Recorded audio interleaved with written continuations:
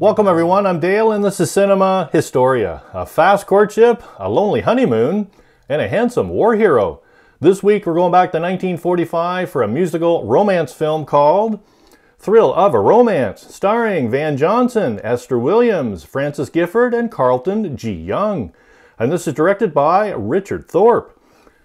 So, where does our story begin this week? Well, our story begins with Cynthia Glenn, played by Esther Williams, a swimming instructor who lives at 14422 Mariposa Avenue, Los Angeles, with her loving but forgetful Aunt Nona and Uncle Hobart. While demonstrating a swan dive for her students, she catches the eye of an interesting stranger, Bob Delbar, played by Carlton G. Young. Bob, an industrial business tycoon, is head of the Delbar Corporation, maker of the new product, Practicon Plastic. Smitten with Cynthia, Delbar begins sending her flowers on a daily basis, and the two begin dating. A whirlwind romance begins after a month of courtship that includes nightclubs, horse racing, and the Follies. After getting married, Cynthia and Bob decide on the hotel at Monte Belva for their honeymoon.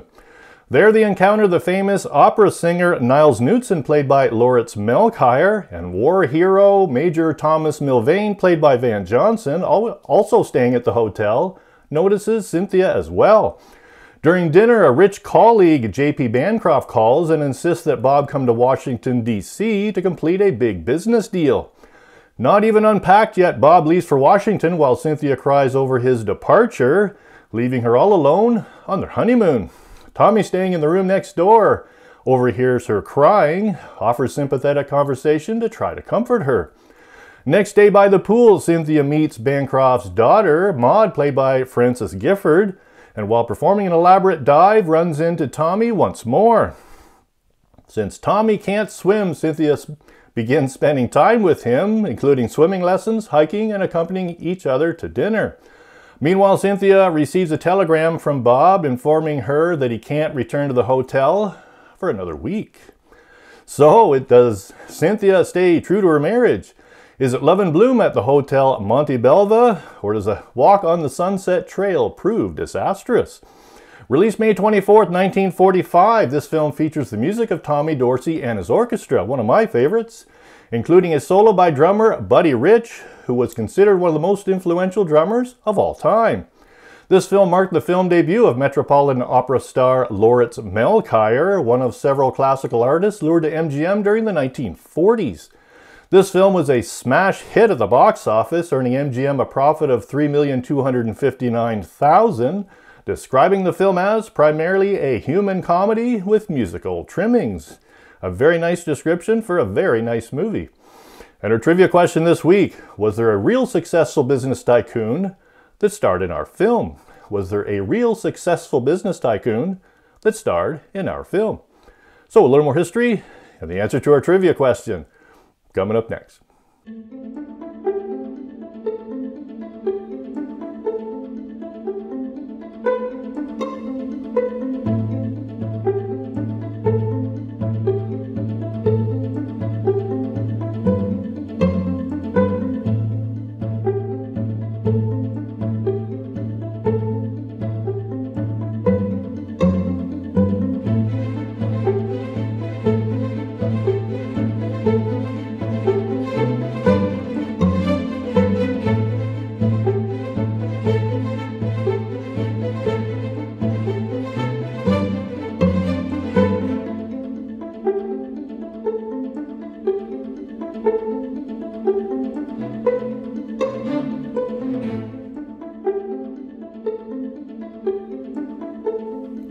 Our history this week is an Olympic story involving one of the stars of our film, Esther Williams.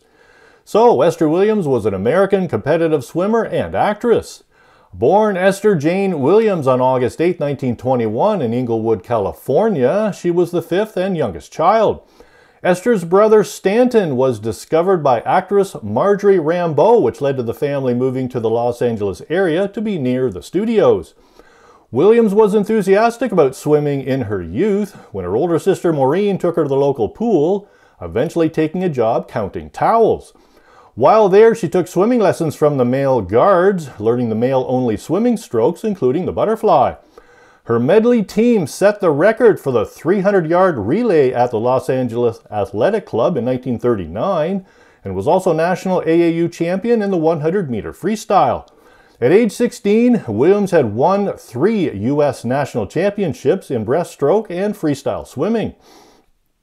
Williams had planned to compete in the 1940 Summer Olympics, which were canceled due to the outbreak of World War II. She soon joined the Billy Rose's Aquacade, which was part of the Golden Gate International Exposition, where she was partnered with Olympic swimmer and Tarzan star Johnny Weissmuller. It was at Aquacade that Williams first attracted the attention of MGM's head Louis B. Mayer, who had been looking for a female sports star, signed Williams with MGM in 1941.